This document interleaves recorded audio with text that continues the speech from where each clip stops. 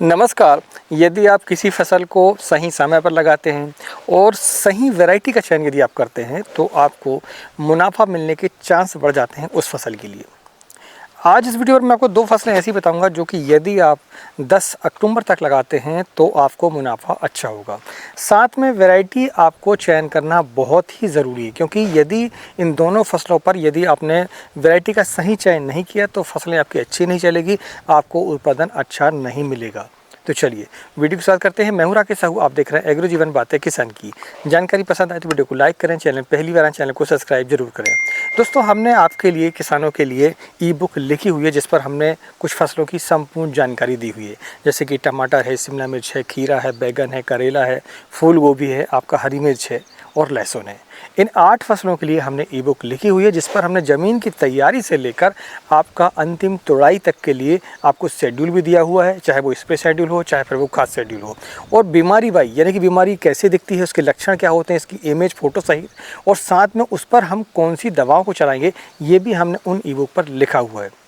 आप यदि उन्हें लेते हैं तो आपको काफ़ी उससे मदद मिलेगी खेती करने में, खासकर नए किसानों की हम बात कर रहे हैं। और पुराने किसानों के लिए हम आपको बताएं कि उस पर क्या रिवाइज हो जाता है हमारा, हमें चीज़ें पता होती है लेकिन सही समय पर वो याद नहीं आती हैं, इसलिए आपको उस ई बुक को ले लेना चाहिए। अभी दशहरा आने वाला है, दशहरा के लिए हमने विशेष ऑफर दिया हुआ है। यदि आप 2 भी ई बुक लेते हैं तो आपको 1 ई बुक जो है फ्री दी जाएगी, इसलिए जल्द करें, दशहरा तक ये ऑफर चल रहा है आपके लिए। तो चलिए वीडियो की शुरुआत करते हैं और शुरुआत करते हैं पहली फसल की। तो पहली फसल को जाने से पहले मैं आपको बताऊं कि दोनों फसलों की आपको ज़मीन की तैयारी बहुत ही आवश्यक है, और इस समय पर खासकर इस समय पर ज़मीन बनाना थोड़ा सा मुश्किल हो जाता है, खासकर जहाँ पर काली मिट्टी है। तो यदि आपके पास काली मिट्टी है तो भैया थोड़ा सा अवॉइड कर सकते हैं, या फिर आपके पास बेड बनी हुई है तो ठीक है। यदि आपके पास अच्छी मिट्टी, हल्की मिट्टी है जिस पर हम काम कर सकते हैं ट्रैक्टर से, क्योंकि बारिश के समय पर काफ़ी जगहों पर है, तो आप जो है बेड बनाएं, और बेड बनाने के बाद गोबर खाद उपलब्ध हो तो गोबर खाद डालें, नहीं तो आप वर्मी कंपोस्ट आपको मिलता है, केंचुआ खाद वगैरह, तो फिर आप कम से कम 3 से लेकर 4 कुंटल तक डालें। अगर ये भी नहीं मिलता है तो आपको नीम की खली है वो कम से कम 2 कुंटल प्रति एकड़ के हिसाब से आपको डालनी चाहिए।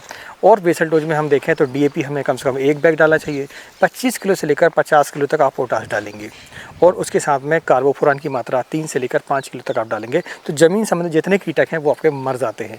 देखिए क्या होता है कि अब बरसात तो ख़त्म हो गई है लेकिन बारिश अभी ख़त्म नहीं हुई है, और ज़मीन पर हमारी नमी काफ़ी है, तो बारिश पर जितने कीटक हैं वो सारे आपकी ज़मीन पर है, बेड पर है, तो इसलिए आपको कार्बोफुरान डाल ही लेना चाहिए, है ना। और साथ में सल्फ़र जो है कम से कम 5 किलो तक भी आपको डाल देना चाहिए, क्योंकि ये फंगीसाइड भी है और आपका न्यूट्रिएंट का भी काम करता है। तो ये सब आप डालते हैं तो आपकी बेसल डोज आपका वो कंप्लीट हो जाता है, आपकी ज़मीन की तैयारी कंप्लीट हो जाती है। इसके बाद दोनों फसलों पर यदि आप मल्चिंग करेंगे तो बहुत ही बढ़िया रहता है, उसके शानदार आपको रिजल्ट मिलते हैं। तो मल्चिंग आप ज़रूर करें। आप देखें अपनी फसल की क्या स्थिति है, उसके हिसाब से आप चाहें तो 20 माइक्रोन से लेकर 25 माइक्रोन तक आप जो है मल्चिंग कर सकते हैं ड्रिप लाइन बिछाने के बाद। चलिए अब हम ये जानते हैं कि जो फसलें हैं वो कौन कौन सी हैं। तो पहली फसल अगर हम देखें तो जिस पर हमें स्टेकिंग नहीं करनी होती है, आप मल्चिंग करेंगे तो बहुत ही फ़ायदा होगा, अगर नहीं करेंगे तो भी काम चल जाता है, लेकिन मल्चिंग करें तो बहुत ही ज़्यादा अच्छा फ़ायदा होता है। आप 20 माइक्रोन हल्की वाली जो मल्चिंग आती है, सबसे कम रेट वाली आप डालेंगे तो आपको बहुत बढ़िया फ़ायदा होगा। उस पर अगर हम देखें तो भैया हरा मटर इस समय पर जो लगाता है किसान, उससे अच्छा मुनाफा मिलता है, उसकी डिमांड अच्छी होती है। और इस समय पर खासकर देखें हम तो बारिश जो अंतिम अभी स्टेज पर है लेकिन वो अभी जारी है। ऐसी स्थिति पर अगर हम देखें तो जिन किसानों की ज़मीनें हल्की है, जिस पर हम काम कर सकते हैं, नमी ज़्यादा नहीं रहती, यानी कि बारिश का पानी आता है भी तो वो निकल जाता है, तो ऐसी जगहों पर यदि हम देखें तो बेड बनाकर मल्चिंग लगाकर अगर आप मटर की खेती करेंगे तो आपको बेनिफिट अच्छा होगा। हालांकि कुछ किसान इस पर स्टेकिंग भी करते हैं, जैसे कि मिर्च की स्टेकिंग करते हैं, छोटे खूंटे लगते हैं उस पर और उसे धागे से बंधाई उसकी कर देते हैं, तो उससे क्वालिटी अच्छी आती है, क्वालिटी बहुत ही बढ़िया आती है। और मटर में सबसे खास बात यह है कि भैया वैरायटी का आपको चयन करना पड़ेगा। और कुछ बीमारियां हैं, बीमारियों में अगर देखें तो जैसे कि पाउडरी मिल्टी है, ये एक कॉमन बीमारी है, जड़ गलन एक कॉमन बीमारी है, और एक आपका डंपिंग आप, ये 3 बीमारियां जो है कॉमन है। और बाद में फिर अगर जब फल आपके लग जाते हैं तो उस समय पर हम देखें तो इल्लियाँ फलों को जो है ख़राब कर देती हैं, अंदर घुस के जो है हमारे जो मटर के दाने होते हैं उसे खा जाती हैं, ख़त्म कर देती हैं। तो इनको रोकना बहुत ही ज़रूरी है। अगर आप इन्हें रोक पाते हैं तो ही आप मटर की खेती से मुनाफा कमा सकते हैं। आगे हम आपको बताएंगे कि इन जो बीमारियां हैं या रोग हैं इनका हम निदान कैसे करेंगे, और वैरायटी का नाम भी हम आपको आगे बताएंगे। इसके पहले हम जानते हैं दूसरी फसल के बारे में। दूसरी फसल दोस्तों खीरा अगर हम देखें तो खीरा एक ऐसी फसल है जो कि यदि आप इस समय पर लगाते हैं, जितना जल्दी हो सके आप लगाएं। 5 अक्टूबर से लेकर 10 अक्टूबर ज़्यादा से ज़्यादा आप लगाएं। इसके बाद फिर आप थोड़ी सी दिक्कत आती है, खासकर हमारा किधर उत्तर की तरफ में। दक्षिण की तरफ आप लगा सकते हैं, लेकिन उत्तर की तरफ आप देखें तो जल्दी आपको लगाना चाहिए। इस पर भी वैरायटी बहुत ही आवश्यक है आपको जानना, क्योंकि वैरायटी का चयन आपने नहीं किया तो आपको उत्पादन अच्छा नहीं मिलेगा, आपकी फसल ही नहीं चलेगी। हम आपको आगे इस वीडियो पर बताएंगे कौन सी वैरायटी आपको लगाना है। तो खीरे में अगर हम देखें तो भैया आपको मल्चिंग करनी है। बेड जैसे हमने मटर के लिए बनाई थी वैसे ही आपको डालना है, और उसके बाद आप पेशल डोज डालने के बाद मल्चिंग बिछाएं। मल्चिंग बिछाने के बाद फिर आप खीरा को लगाएं। डायरेक्ट सीढ़ी लगाएं, आपको नर्सरी बनाने की ज़रूरत बिल्कुल भी नहीं है, आपको डायरेक्ट सीढ़ी लगाना चाहिए। नर्सरी जैसे आप बनाते हैं जनवरी के महीने में, वो एक अलग बात है जब ठंड ज़्यादा होती है हमारी, लेकिन इस समय पर हम देखें तो आपका अंकुरण बहुत ही अच्छे से होता है, तो आपको कोई दिक्कत नहीं है। आपको डायरेक्ट सीढ़ी लगाना है। एक सीड लगाएं सिंगल और एक आप लगाएं डबल। इससे होता ये है कि आपको गैप फिलिंग की समस्या नहीं है। थोड़ा सा बीज आपको ज़्यादा लगेगा, लेकिन गैप फिलिंग की समस्या आपकी नहीं आती है। इस बात को ध्यान रखना है, क्योंकि फसल जो है बहुत छोटी उम्र की है। इस पर गैप फिलिंग आप करते रहेंगे सप्ताह भर 15 दिन तक, तो आपको फिर उस पर देखें तो बहुत दिक्कतें आती हैं। इसलिए हम कहते हैं कि एक फीट पर आपको सीड लगाना है। सीड टू सीड की जो दूरी है आपको 1 फीट रखना है, और बेड से बेड की दूरी आपको 5 फीट कम से कम रखनी है। तो एक होल पर आपने एक सीड लगाया, दूसरे होल पर आप 2 सीड लगाएं। अगर बाद में ऐसी दिक्कत आती है कि दोनों सीड उग जाते हैं या आपका पौधा घन हो जाता है, तो बाद में आप एक पौधे को निकाल दें जहाँ पर हमने डबल लगाया था, तो आपका सिंगल पूरा लाइन चल जाएगा। अगर एक सिंगल वाला नहीं भी होगा तो साइड में डबल है आपके, तो वो उस पर काम चल जाता है आपका। तो इस तरीके से हम देखें तो हमें गैप फिलिंग की आवश्यकता नहीं पड़ती है। आपका जो पूरा प्लाट है एक साथ चलता है।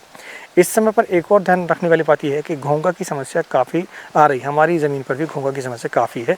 अगर घोंघा की समस्या आती है तो फिर आपको उसका इलाज करना पड़ेगा। स्नेल किल का इस्तेमाल आपको करना पड़ेगा। यदि आप घोंघे के बारे में संपूर्ण जानकारी चाहते हैं तो हमें कमेंट बॉक्स पर ज़रूर लिखें, हम उसका एक सस्ता और अच्छा इलाज आपको बताएंगे। चलिए वीडियो को आगे बढ़ाते हैं और हम ये जानते हैं कि खीरे पर समस्याएँ क्या आती है। इस समय पर जो भी खीरा लगाता है तो उसको समस्या सबसे बड़ी ये आती है कि जब ठंड चालू हो जाती है हमारी, उस समय पर हमारी फसल चल नहीं पाती है, हमें उतनी हार्वेस्टिंग नहीं मिल पाती। इसलिए हम कह रहे हैं आपको कि आप भैया जल्दी लगाएं। थोड़ा सा अभी लगाएंगे कोई दिक्कत नहीं, पूरा अक्टूबर का महीना है, उस पर आपकी फसल बेल जो है चल जाएगी। इसके बाद आपकी हार्वेस्टिंग जो है नवंबर के महीने में चालू हो जाती है, तो कोई दिक्कत नहीं है। पहले ही फसल को चलाना ही थोड़ा सा मुश्किल हो जाता है यदि ठंड ज़्यादा है तो। अब हम बात करते हैं प्रमुख वैरायटी के बारे में। प्रमुख वैरायटी अगर हम देखें तो भैया इस समय के लिए हमने जो लगा कर देखी है, इसमें हम देखें तो आपका सायरा, ईस्ट वेस्ट कंपनी का सायरा बहुत ही बढ़िया है। आप लगा सकते हैं इस समय पर, अगर लगाएंगे तो आपको ये ठंड की समस्या नहीं आती है। दूसरी है भैया आपकी मारिया। मारिया हमने 1 एकड़ पर अभी लगाई हुई है, जो कि नोनियो सीड की आती है। ये दोनों वैरायटियाँ ऐसी हैं जो कि थोड़ी सी ठंड बर्दाश्त कर लेती है। ये नहीं, दोनों वैरायटी ऐसी हैं जो कि अर्ली विंटर और आपका लेट विंटर, यानी कि उधर आप जनवरी के महीने में लास्ट जनवरी पर लगा सकते हैं, और इधर आप अक्टूबर के महीने में लगाएंगे तो आपका जो है सीड अच्छे से जनरेट भी होता है और फसल भी अच्छी चल जाती है। इसलिए ध्यान हमें ये रखना है कि हम वैरायटी जो भी लगा रहे हैं भैया, तो आपको ऐसा वैरायटी का चयन करना है जो कि ठंड को थोड़ी सी बर्दाश्त कर सके, खासकर फ्रूटिंग के समय पर। तो ये दोनों वैरायटियाँ बहुत ही बढ़िया वैरायटी हैं। अगर हम मटर की देखें तो मटर में GS10 बहुत ही बढ़िया वैरायटी, उसे ही आप लगाएं।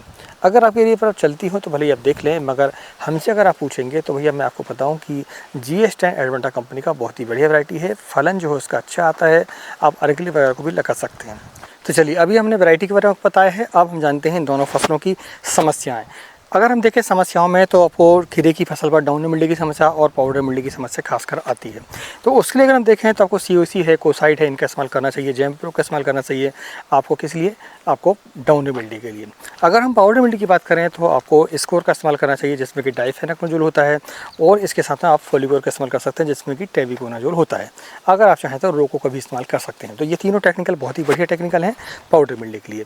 अब हम ये जानते हैं कि मटर की फसल पर हमें क्या समस्या आती है। मटर की फसल पर हम देखें तो शुरुआती अवस्था पर ही आपको डंपिंग आपकी समस्या आती है, और डंपिंग आपकी समस्या को दूर करने के लिए आपको जैसे ही फसल आपकी अंकुरण होता है तो उसके बाद आपको रेडोमिल गुड का इस्तेमाल कर लेना चाहिए।